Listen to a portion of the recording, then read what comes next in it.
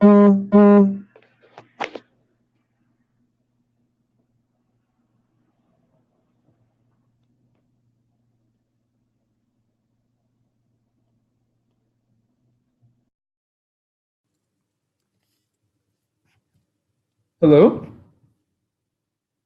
Oh, it's my turn to speak? I don't know what's happening. Um, okay. Well, I'm not sure how to pass the mic, but I'm using up precious time. So I'll just get started. Um, I'd like to just pass you the mic because I think you were supposed to start this one because it's your claim. So if I... All right. So the question is, feminism is an outdated and harmful ideology, which I totally agree with that, because feminism was started back in the early 1900s because of suffrage, getting women to vote. And so far, it has served its purpose up until here recently, when it's became more about man shaming and man hating instead of actually trying to promote actual women's issues.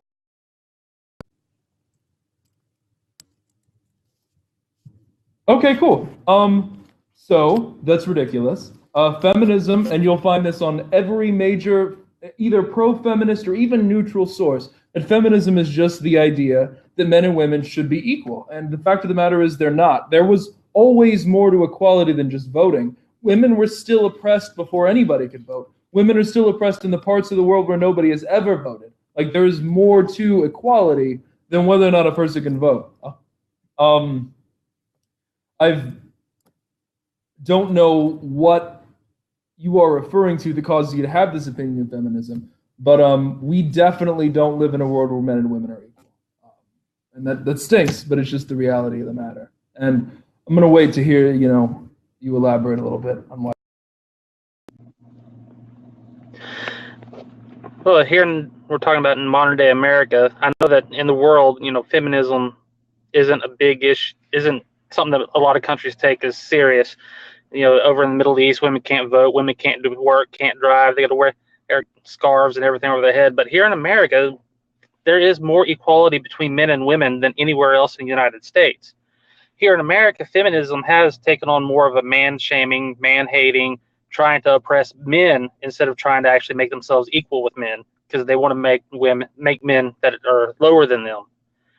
And it's just gone from being a movement about women's issues to how can we oppress men instead of making us equal with the men.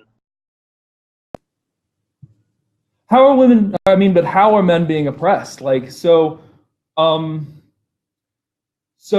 here are kind of some facts. Right now in this country, I'm not sure if I want to launch into this or not, but I might as well at some point. So it is a fact. A study by the University of Illinois showed that becoming angry makes a man more likely to be taken seriously in the same environments, and a woman less likely to be taken seriously, regardless of how that anger is expressed. If they're yelling, it makes a man more likely to be taken seriously, and a woman less likely to be taken seriously. If they are sitting cold and calmly in anger, it makes a man more likely to be taken seriously and a woman less likely to be taken seriously. The study says, regardless of how it is expressed, that is the reality. According to the World Health Organization, 1 in 3 women are survivors of sexual violence or intimate partner violence. Studies by the National Victim Center and by the Crime Victims Research and Treatment Center show that 1 out of 3 men say they would rape if they thought they'd get away with it, and 97% of rapists do get away with it. And on the rare occasion that a prominent rapist is caught, women are often treated to a reminder that society doesn't actually care that much, as with the insult that was Brock Turner's case. After Colin Kaepernick knelt during the Pledge of Allegiance, people burned jerseys and they made memes and things were trending on Twitter, on Facebook. You know what I mean? Baylor recently settled 2 more lawsuits with women. This is years of dozens of women coming forward, and they settled 2 more following a case of, again, systemic gang rape from the football team and institutional cover-up from the top down. Dozens of women over the course of years has come forward with allegations of rape, often gang rape, and Baylor has done essentially nothing.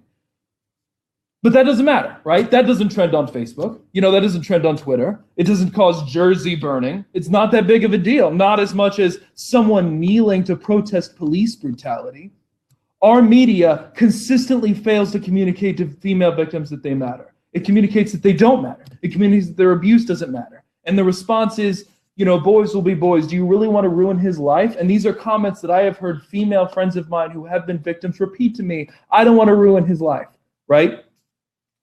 And nothing is a more effective example of this problem than the election of Donald Trump.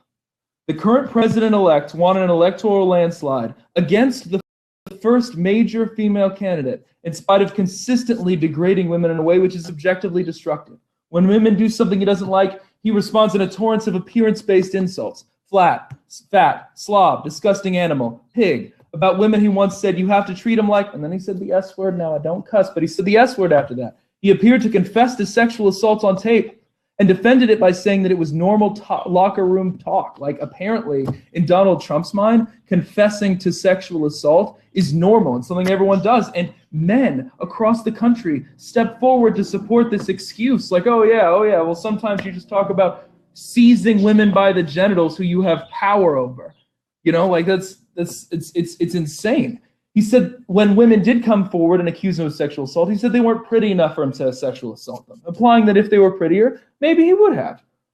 He blamed sexual assault against women in the military on women having been given the right to serve.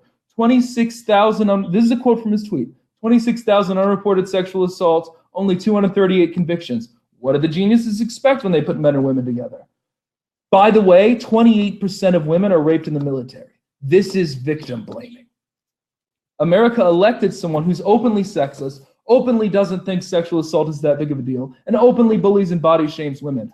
And the body shaming, which is a regular feature of his Twitter feed and all of his comments in response to women, and frankly, a regular feature of the society as a whole, is a big deal. Body image issues are a huge struggle for society's women. Some studies show that as many as 25% of college-aged women binge and purge, which is self-induced vomiting. 42% of female athletes display eating disorder tendencies. Half of teenage girls use skipping meals, fasting, smoking cigarettes, vomiting, and taking laxative as weight control technique. Our society's epidemic of body shaming and sexual abuse is a national emergency that is only possible to ignore because we are men. We need feminism because we live in a society where one athlete kneeling to protest police brutality is more important than a football team and university committing and hiding gang rape against dozens of women over the course of years. We need feminism because we live in a society where a man can verbally abuse women and confess on tape to sexually assaulting them and still be president. We need feminism because locker room talk is still seen as a viable defense of sexual assault confessions. We need feminism because men who are abused deserve to be listened to, because the fact of the matter is, the patriarchal society we live in hurts men too, right? Because men come forward with their claims of abuse and of sexual assault and of rape, and it's laughed off. It's not even taken seriously. And the reason is because women are considered so fundamentally inferior to men that the idea that a woman could abuse a man in this way is laugh-worthy. I have a friend, a male friend, who was raped by a woman, and when the cops arrived, they laughed. And the reason for that is because women are viewed as so much lower. Like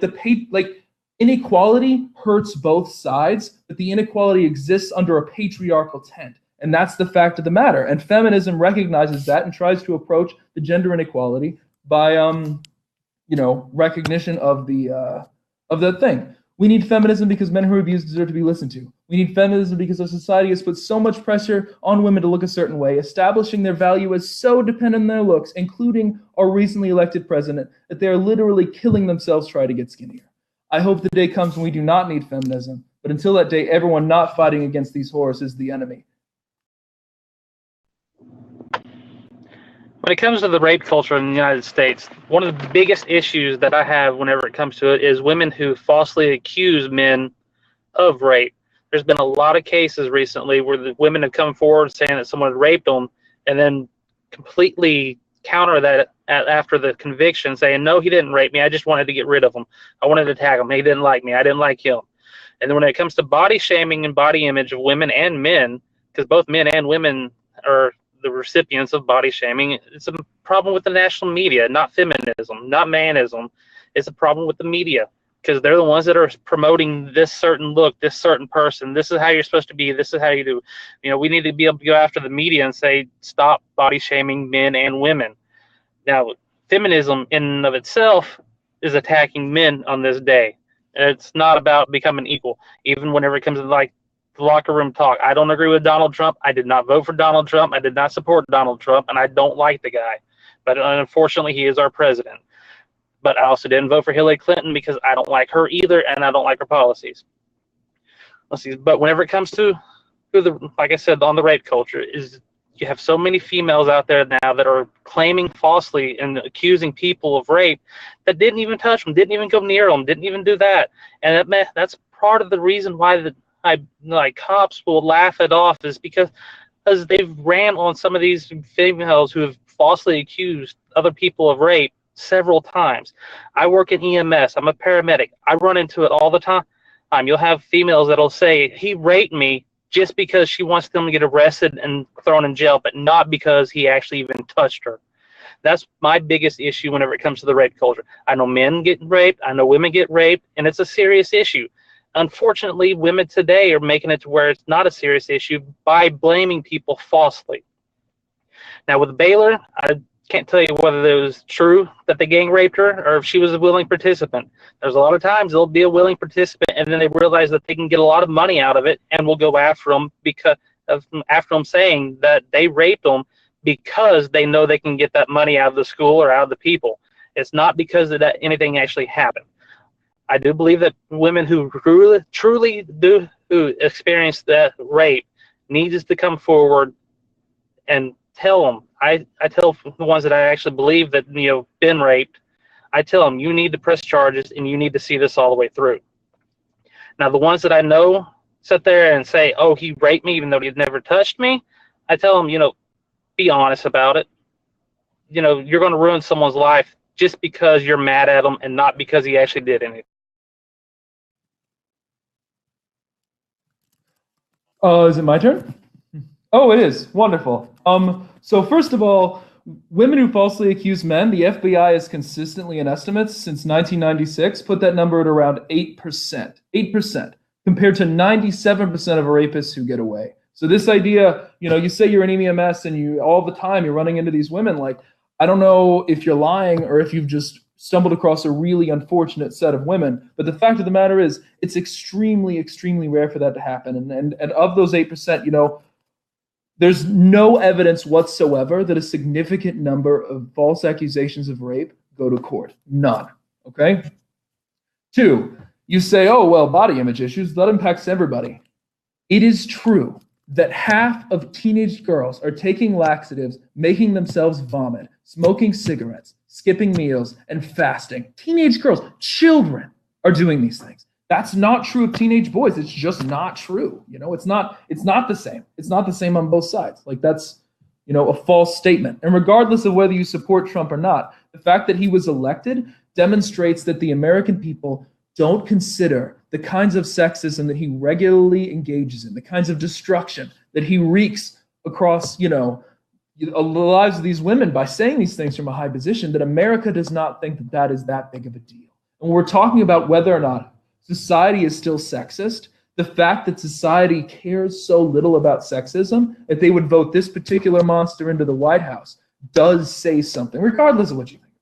And as someone who knows women personally who have come forward with some of these accusations, for you to say that they just were in it, just enjoying it, were in it for the money, dozens and dozens of women have just, decided that they were really into large scale gang sex with the same group of guys, only to come forward later and say that it was rape. Like, that's ridiculous. And it's frankly ethically disgusting. Like, there is no evidence for the things that you're saying. No statistical evidence whatsoever. And without that evidence, you're just a guy sitting here telling little girls who have been gang raped that they're making it up and just wanted money. And that's a disgusting thing. And you say, oh, well, I see it all the time, but I quoted statistics. I quoted studies. I quoted research. What do you have? Like, what evidence do you have that these things you're saying are true? Because it sounds to me like you're just, an old white man who has a whole lot to say about the experience of women, but not a whole lot in terms of actual. Oh, you want to take serious? Duke lacrosse team the players that were accused of rape were later exonerated when it came out that the women who they supposedly raped came back and said that they were not actually raped and that they were doing it because they wanted the money. That's court evidence. And there's other evidence of that also. And it's not just me. I know other medics across the country that run into this thing. Females accusing males of rape. I even served on a grand jury at one point, and we had several teenage girls who came forward saying, this guy raped me, this guy raped me. And then whenever you get down to the fact of it, it was all consensual, and it was the parents that were pressing the charges against them and not the females. That is the issue. So again, why? So, we can cherry pick cases all day. The fact of the matter is there are 300 million people in this country, and crazy things are going to happen. However, the FBI estimates that only 8% of accusations are false. On the flip side, they estimate that 97% of rapists get away with it. So my question is, this is part of the sexism, right? Why is it so much more important to you that 8% of the accusations make men look bad rather than the fact that 97% of rapists get away with it? Why is it so much more important? The much smaller percentage thing that negatively impacts men is so much more important to you in this huge epidemic problem that impacts wide numbers of women. Like, why is it more important to you? I can't think of a reason that doesn't start in that. The reason that it is important for me is because it's that 8% that allow that 97% to get away. You have 8% that actually get in the media and actually come forward. It damages the other 97% that prevents them from actually wanting to come forward because they are afraid that they will not be taken serious. It's not sexism. It's that 8% that keep the other 97% from ever being prosecuted, ever coming.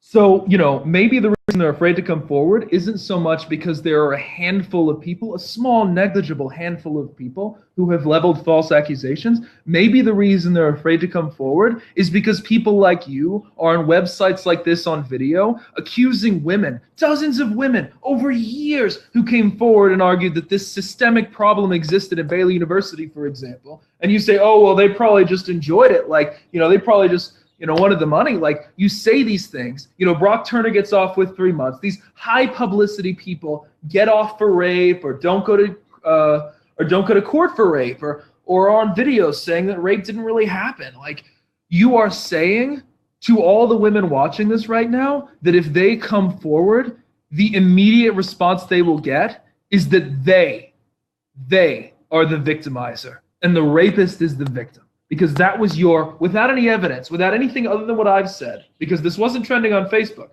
without anything other than what I've said, you have concluded that the women were probably lying right off the bat. And the fact that with so little evidence, you are so ready to condemn these women in that way is a much bigger portion of why the women I know who have been victims have resisted coming forward. It's not because there's a handful of women out there who are doing these terrible things. It's because people like you take a small handful of women and use it as an excuse to smear all of them as these terrible people. And that's a messed up thing. And you should be. Again, like I said, if a female has actually been raped, I support them 100% going to the law and having the rapist thrown in jail for life and never to get out. The problem is you still have that 8%. That 8% is the 8% that actually make it into the media, make it into the newspapers, makes it on Fox News, CNN, MSNBC. And that is what prevents a lot of the females who have actually been raped from coming forward. It becomes a cultural issue. Why should I come forward against this guy who raped me whenever they're not going to take me serious because now we have all these stories? It's the 8% that ruins it for that other 92% that actually got raped. That's the point. Like I said, if a female is raped, she needs to go to the law, and I encourage that. Especially if I brought across someone who has been raped, truly been raped, I tell them they need to go and file charges, get checked out, and pursue the charges. That is true. Now, whenever it comes to body shaming, you still have the media and a cultural thing. And you said that boys and teenage boys don't have that issue. You're wrong, because in high school you are encouraged and you're thrown out if you're not muscular, if you're not skinny, if you're not on the track, if you don't work out, if you're fat, and they sit there and body shame you. I know I was fat in high school and I got it all the time. It's not just females being anorexic and bulimic and skipping meals and everything. You have it on the male side too. Just not as you put it, as being the bulimic or the anorexic. It's reversed, because you got to be muscular, you got to be exercising, you got to look good and all this other stuff. So it's not just teenage females. It does also men. 20% of women with anorexia die. It's one of the most deadly mental illnesses that we have. Like, and you sit there like, oh, well, well, the media, right? Like, the media is why we see all these stories. So, like, why do you think it is? So, by the way, when I said those things about teenage girls, I was citing studies and statistics, and you were just kind of citing some amorphous personal experience that you had, which is a really big difference in level of evidence. However, B, why do you think the media chooses to focus on that small minority of stories rather than the 97% of rapists who get off? Why do you think that is what the media shows us? How does the media decide what it wants to show us? Well, quite simply, ratings and what brings in the money. If they focus on this story and it's going to bring ratings, it's going to bring more money in, they're going to focus on it. Doesn't matter what the issue is. If it brings money and brings viewership, they're going to put it out there, and they're going to sensationalize the story so that it brings in more people. If you're sitting there and you're watching the news and you're not even paying attention to it, then all of a sudden you hear this person raped them, and then they came back and saying, no, they didn't get raped. That's going to put your attention. It's going to get your attention really quickly. And that's why a lot of these stories are out there. 8% that is out there is because it brings in money to the news station.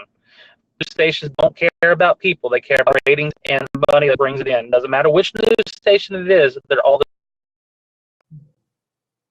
so true. So what you're telling me is that the reason why the media displays all these stories is because they get higher ratings. So people are more likely and willing to watch a story about a mean, terrible woman who represents a negligible percentage of the total, a mean woman doing something bad to a man who makes him embarrassed or whatever. They would rather watch that than watch about the 97% of men who get off. The fact that we live in a society that prioritizes things, actually, why do you think these stories draw more ratings than rape? Because it piques their interest. That's why. Because in the 97% rapes that don't ever make it to court is because the females drop the cases, or they don't pursue it because of that 8% that they see in the media. People are going to think I'm lying, that it didn't really happen, and then they don't want to come forward because of that. It becomes like I said, it becomes a cultural issue, and that's been going on since the 60s and the 50s. Women didn't come out because they got raped because they felt that everybody else was going to shame them about it. That's still true today. And like I said, when it comes to rape, if a female gets raped, they need to pursue the charges and go after it, and they don't need to drop it. The ones that drop it are the ones that get away is because they drop it and they don't see it all the way through, because the news stories and the news media focuses on what people want to sit and listen to, that's going to catch their interest. And unfortunately, like the Duke lacrosse players who got off because the female came back saying that she didn't actually get raped by them, and that went on for over a year. It was still making news media. So why does media focus on stuff like that? Because it brings in the ratings and it brings in the money, because people will watch it. It piques their interest. It's something that they want to hear about. So you agree that people are more interested in hearing about stories in which a man is falsely accused by a woman than they are in hearing about stories in which a rapist rapes a woman and gets away with it. You agree that that's more important to society, to the point that it is impacting media profits to such an extent, instead of the statistics being so skewed? Like you agree with that. So two, you also agree that we live in a society where if a woman comes forward accusing someone of rape, she'll immediately be treated with skepticism and doubt. You agree with that as well, okay? So those two things sound an awful lot like institutional sexism for me, and I'm trying to figure out how you think that they're not. No, agreeing that women need to come forward if they're actually raped, and we need to get rid of that whole the shame thing, and because women who are raped, are truly legitimately raped, they need to come forward. They don't need to be shamed. They need to be protected. But those never make it into the news media. Those never make it into even the local media because people don't pay attention to that because, oh, she got raped by this person or that person, and it'll go to court and they'll end up in prison. But whenever it comes back out that maybe they didn't get raped by that person and they ended up getting a payment, a settle out from like a college or from even the military. There's been settlements for the rapes from the military. That is what harms women who want to actually come out because they were actually raped. And media will sit there and take anything that they can for, and it's not just on rape, it's just on every story that you ever watched on the news station. It gets old, but they will go after whatever gives the rating. Women, if we put more emphasis on women who actually got raped and putting it out there that, hey, this guy is going to jail for life because he raped them, more women would actually come out forward and confessing that, yes, this person raped me, and they'll do it in a quicker time frame because after 24 hours, evidence has been so degraded that they can't even actually use it as a prosecution. Whereas a woman who actually gets raped, they can go straight to the hospital and have a rape kit done and have that physical evidence that backs up that story. Oh, it's my turn. Okay, great. So you agree that they shouldn't be shamed, and you are glad you think they should come forward. So earlier in this debate, without any evidence at all, I gave you an example of some women who came forward over the course of years, dozens of women, and accused the Baylor football team of these horrible crimes. And you said that they probably just enjoyed it, and you shamed them. And as currently we're on video, we're on QallOut, so like currently we are part of the media. So as someone who believes that that kind of shaming is wrong and that focus on these cases is wrong, and who believes that women should be encouraged to come forward, do you want to apologize to any of those Baylor? First off, I did not say that they enjoyed it. I said a lot of times it comes back out as being consensual as opposed to being actual rape. Now, if they came out the night that it happened and had all the evidence, people would take it more seriously. But whenever they come out months later or years later or even decades later, take the Bill Cosby case, ones that have been coming out decades from the 60s coming forward, a lot of that is, with the Bill Cosby, a lot of that is, some of it happened, some of it didn't happen. Somebody saw the ability to be able to take advantage of it and jumped on that case. Now, Baylor, if you were raped, then press charges. I support that 100%. Did not say that you enjoyed it. I said a lot of times things happen that are consensual and they come back later and say, no, it wasn't consensual. You agree there's a 92% chance that these women are telling the truth when they make these? I say a lot more need to come forward and have actual evidence that it actually happened as opposed to coming out months and years later and saying that it happened with absolutely no evidence and nothing to be able to back it up with. Now, 92% have been raped. They need to come forward. There's a whole lot of people who will never come forward that was raped because of that 8%, though. There's a lot more women who are out there who have actually been raped, but they don't come forward. They need to come forward. They need to come forward right after it happens. That way they can have a good prosecution, get this person convicted and thrown in jail for the rest of their life. You made a bunch of claims about Baylor. We're talking specifically about Baylor, I guess. You made a bunch of claims about them coming up months and years after the fact. Do you have any evidence? Have you read anything about this case? Also, have you read anything about this case? Yeah, I've seen it in the media that about the Baylor cases. I haven't paid a whole lot of attention to Baylor. I haven't sat down and studied Baylor. I have my own issues that I have to deal with here. I'm not in in Utah, or wait, Baylor's in Texas. Never mind. I'm on the East Coast. You're in Texas, so it's something that's bigger in your area than watching than say over here and where I'm at in Alabama. We don't ever hear about it, but unless it makes on national news, and then we'd have to be able to sit there and sit down and watch it, and then have to investigate.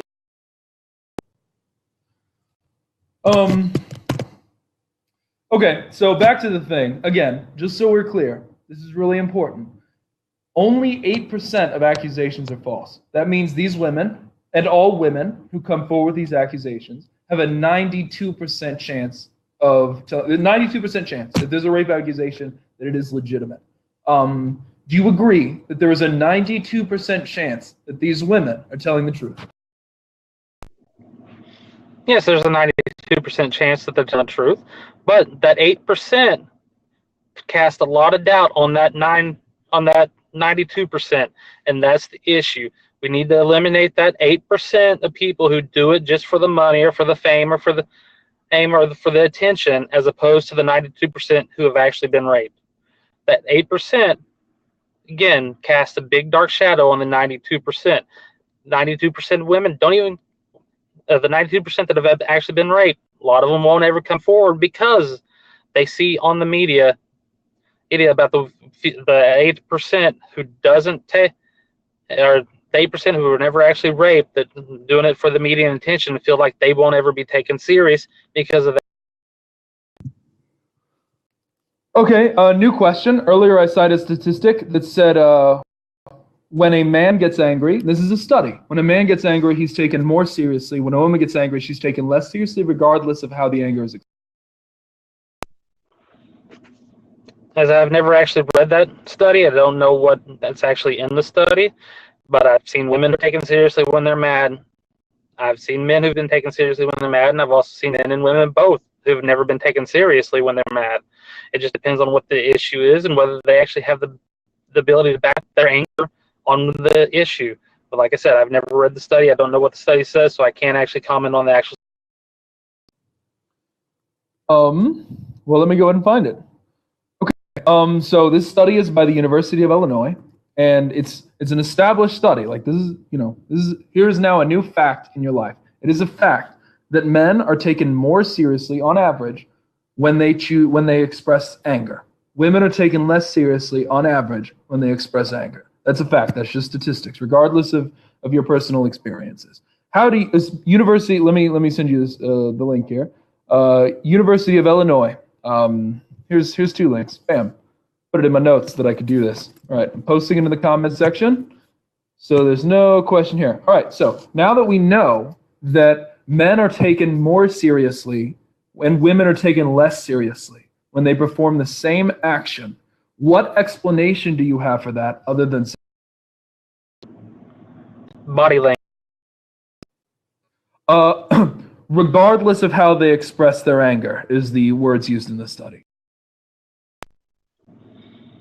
Well, actually, whenever it comes to body language, females tend to be more subservient to males, so that's probably why they don't get taken as seriously when they get mad.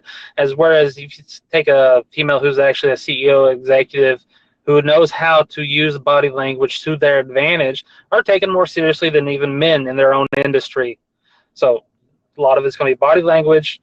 And again, I haven't read the study. I'll read the study because you put the links up, and I'll actually look up. Just that quote again. No matter how that anger is expressed, that includes body language. Again, I haven't read the study. Let me look at it and study it, and I'll get back to you on it. Okay, cool. So, in my earlier, rather large rant, and I'm gonna say this, and then I'll let you have the final word. I don't have a whole lot to say on the subject, and it feels like we're going in circles to some extent. But in my earlier rant, I went over a multitude, and we got sidetracked a little bit on specifically the rape and sexual assault discussion, which is, by the way, worth an hour or two on its own. We got sidetracked a little bit. However, I listed so many statistics, so many rates, and so many this is how it is. This is the society we live in, right? And your response is always, well, when I was a boy, or well, that's not what I've seen as an EMR or whatever it is, EMT, EM. I know the first two letters. Regardless, that's not what you've seen. Statistics aren't subjects to your personal experiences. And the fact of the matter is that we live in a country where it is a statistically verifiable fact that men and women are not equal. And sometimes that's bad for men too. So it's all, it's bad for women, it's bad for men. There's causes, but it is the sexism that exists in this society can all be traced back to one thing, which is a patriarchal view on how this whole thing goes. Like earlier, I talked about, men not being taken seriously for domestic violence. And the foundational assumption for that is that, men are stronger than women, men are better than women. It's funny that a woman could possibly have that kind of thing. We talked about, the statistic, which I just posted the links to. We talked about the wide differences in the eating disorder thing, and how that's influenced by body image stuff. And we talked about, just thing after thing. And Trump, who was elected after all the terrible things he said and done about women. Like, it's clear, it's obvious, And so with 8 seconds left to go, I got to say, this is really important, and we have to care about this and study it, and read these things. Trump being elected, I won't disagree that it's a bad thing or a good thing. I haven't actually seen what he's going to do. Politicians make promises all the time that they don't ever keep in campaigns.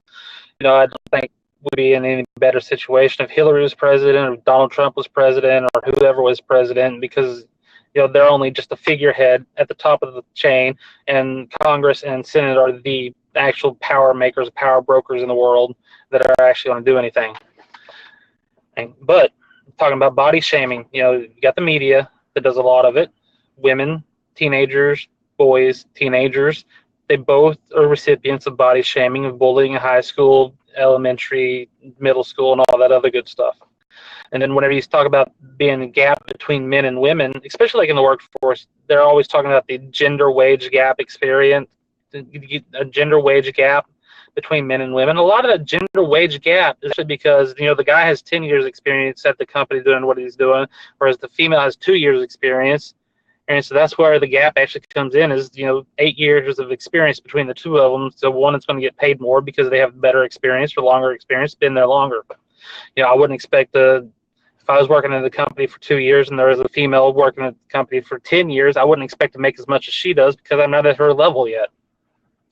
And then Donald Trump, he made a lot of accusations, or there's been a lot of accusations against Trump. He's had a lot of things over the last 30 years that have been recorded, or because he's a billionaire. So yeah, he gets away with a lot of stuff that you and me would never get away with because he has money and he's got people, he's got power. We don't have power. He does because he's got billions of dollars. That's probably one of the biggest issues that I have with Donald Trump is everything that he has said and what he has done.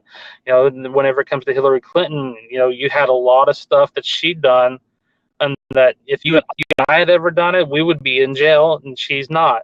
You take the whole server issue with all the emails saying she never sent anything classified, and then they find 30,000 emails, and hundreds of them are classified, and there's classified material to people that she was allowing people to see classified material that didn't have that proper clearance. If I let someone see classified material without proper clearance, I'd be thrown in the brig. That's one of the biggest issues. That's probably why Hillary lost a lot of it is because of